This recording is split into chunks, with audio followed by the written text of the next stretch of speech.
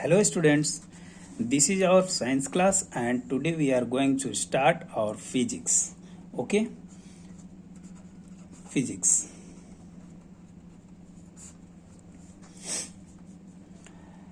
Then first of all we have to introduce about the physics. Then physics is the branch of science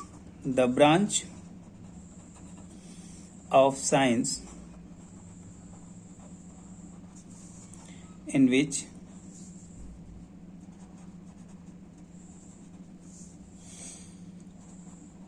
we study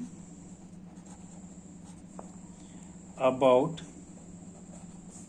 the nature and properties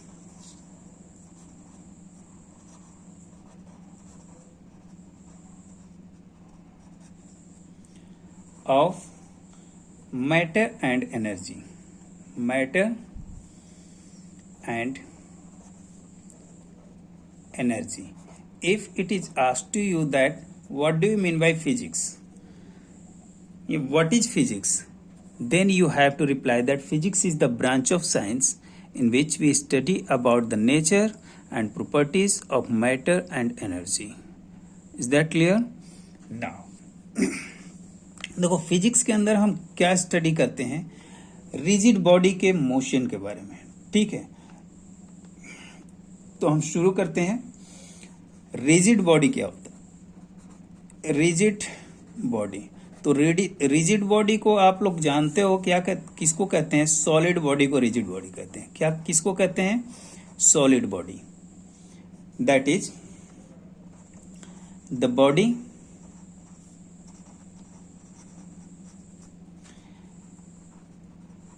in which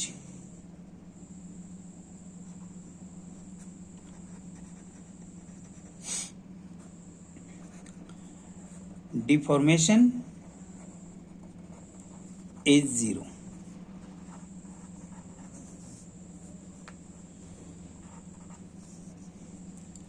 और negligible.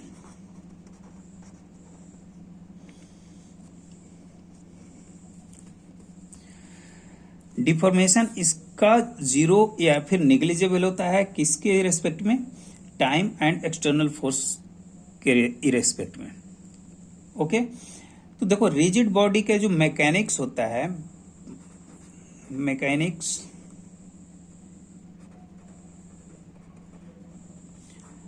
Of rigid body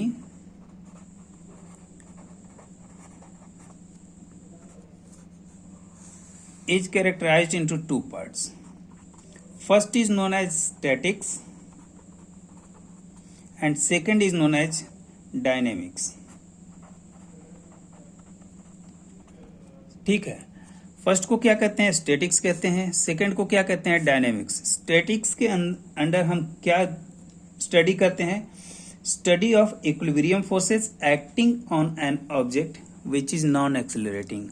जो non accelerating object होगा उस पर equilibrium force का जो action होगा उसके बारे में स्टडी करते हैं, तो उसको हम कहते हैं statics. Whereas dynamics study of motion of rigid body. तो हमें फोकस कहाँ करना है? डायनेमिक्स पर. That is motion of rigid body. जो रिजिड बॉडी के मोशन के बारे में स्टडी कराता है उसको हम क्या कहते हैं? Dynamics. Dynamics is again characterised into two parts, that is kinematics and second is known as kinetics. Kinetics. ठीक है, तो काइनेमेटिक्स के अंदर हम क्या स्टडी करते हैं? Motion of rigid body without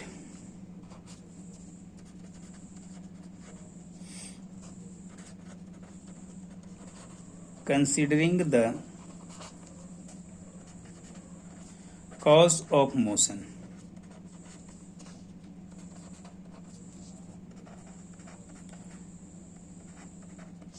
whereas kinetics में considering the cause of motion,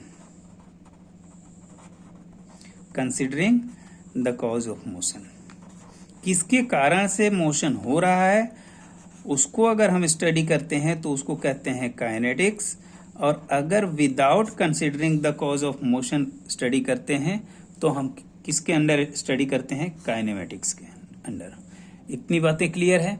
ये तो हुई हमारी फिजिक्स के बारे में इंट्रोडक्शन। अब हम चलते हैं अपने टॉपिक की तरफ। टॉपिक पर जाने से पहले हमें कुछ टर्म्स पढ़ने होंगे। जो टर्म्स है, फर्स्ट टर्म है that is rest and motion. Second topic जो हमें पढ़ना है वो है डिस्टेंस। थर्ड पॉइंट है वो उसको कहते हैं displacement.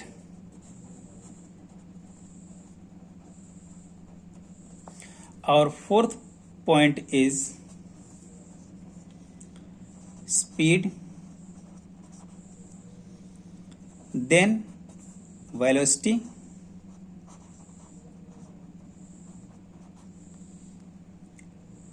velocity, VELOCITY, and last topic is speed, velocity।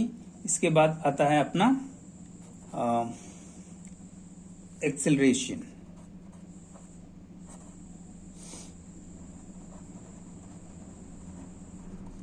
ठीक है, तो इतने टॉपिक हमें स्टडी करने हैं इस चैप्टर में। ठीक है, तो चलो हम शुरू करते हैं अपना rest and motion. Rest and motion. तो बेटा देखो, रेस्ट क्या होता है, when any body is not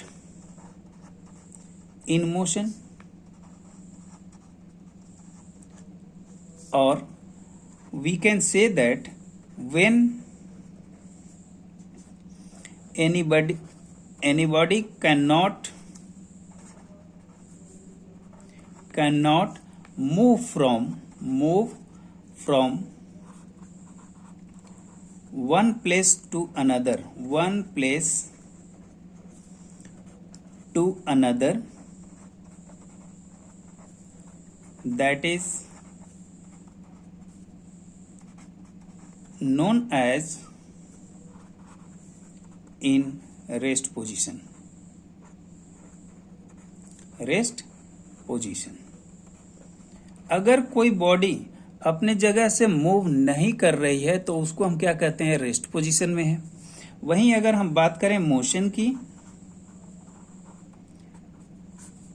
when anybody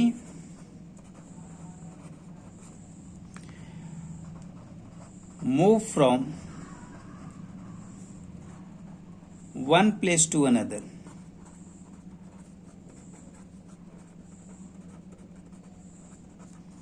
then that is called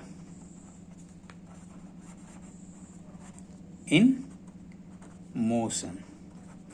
यहाँ एक बात आपको ध्यान देना होगा, अगर मान लीजिए कि कोई एक पॉइंट ए है, ठीक, और एक पॉइंट है बी। अगर बी पर कोई एक आदमी खड़ा है, ठीक है,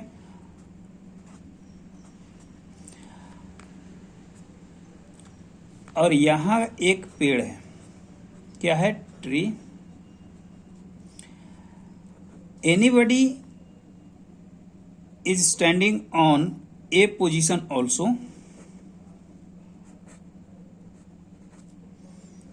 ठीक है। अगर ये ए से ट्री को ऑब्जर्व करता है तो ये देखता है कि tree is in the rest position, while B this person is in motion. ये पर्सन क्या है, मोशन में है। तो ये ऑब्जर्व करता है कि tree is in the motion, and both are correct, means tree is in the rest position, in the rest position with respect to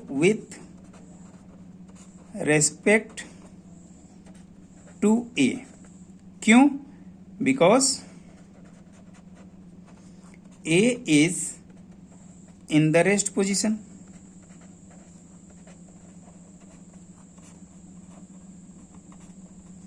ए किस पोजीशन में है? रेस्ट पोजीशन में है। इसलिए ये ऑब्जर्व करता है कि ट्री किस में है? रेस्ट पोजीशन में है। ठीक है। वाइल अगर हम बी की बात करें तो tree is in the motion. Why? Because B is moving on wheel और any vehicles, because B is on the moving position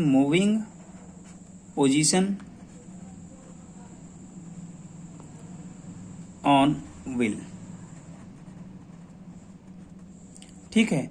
ये व्हील पर इस ट्री के अकॉर्डिंग मूविंग पोजीशन में है, तो ये बी ऑब्जर्व करता है कि tree is in the motion and A observe that tree is in the rest position because A is already in the rest position. तो ये दोनों करेक्ट हैं। आप इनमें से किसी को गलत नहीं कर सकते हो। क्यों? क्योंकि इसके नजर में ट्री मोशन में है, जबकि इसके नजर में ट्री क्या है? रेस्ट पोजीशन में है। क्लियर है?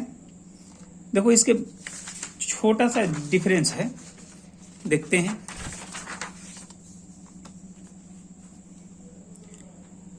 इसको समझने के लिए आपको यह समझना होगा डिस्प्लेसमेंट एंड डिस्टेंस। तो देखो डिस्टेंस क्या होता है एंड डिस्प्लेसमेंट। पहले तो आप इतना समझ गए होंगे कि जब भी हम मोशन की बात करेंगे तो with respect to any other के साथ होगा। अगर हम किसी के रेस्पेक्ट में बात नहीं करेंगे तो वहां ना रेस्ट पोजीशन समझ में आएगा ना मोशन समझ में आएगा। Means if we talk about the tree and a person standing on a position, this is in the rest position and B this is in the motion.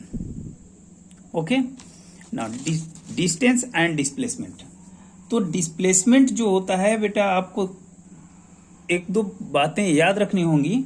जो मोस्ट इंपॉर्टेंट होगा वो ये कि डिस्प्लेसमेंट जो होता है, displacement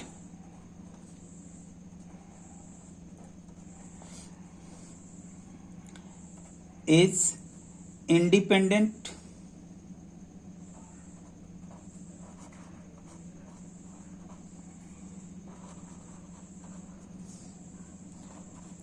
of the path travelled.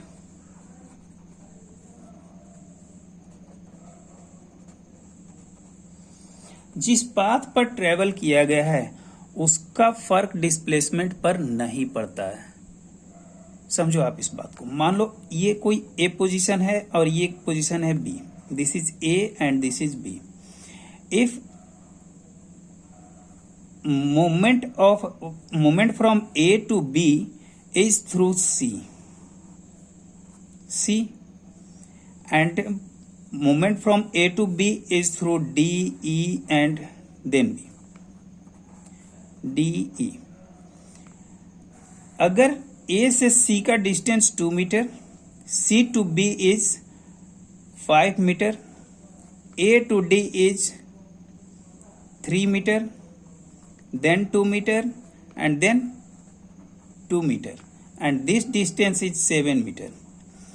If it is asked to you that what is the displacement from A to B, then you have to tell that 7 meter. Why? Because displacement does not consider about the path traveled. किस path से पहुंचा है इस पर depend नहीं करता। वो depend किस पर करता है? Short distance from both position. Is that? वहीं अगर हम बात करें डिस्टेंस की, तो distance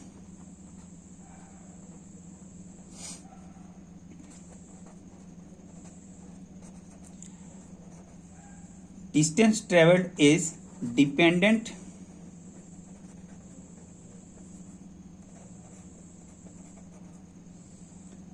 of the path travelled. ठीक है, अगर हम यहां बात करें कि डिस्टेंस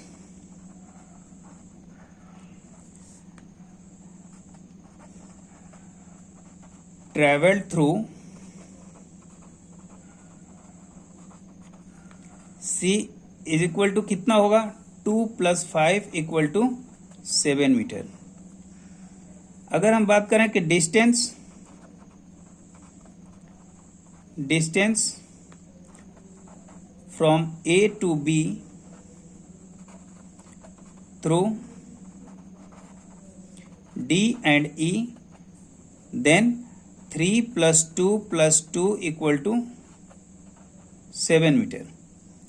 अगर ये मान लो कोई एक को बदल देते हैं, ये हो गया हम 3 2, इसको हम 5 कर लें अगर समझने के लिए, तो ये हो जाएगा 3 + 5 + 2 मीन्स 3 5 5 3 8 2 10 मीटर।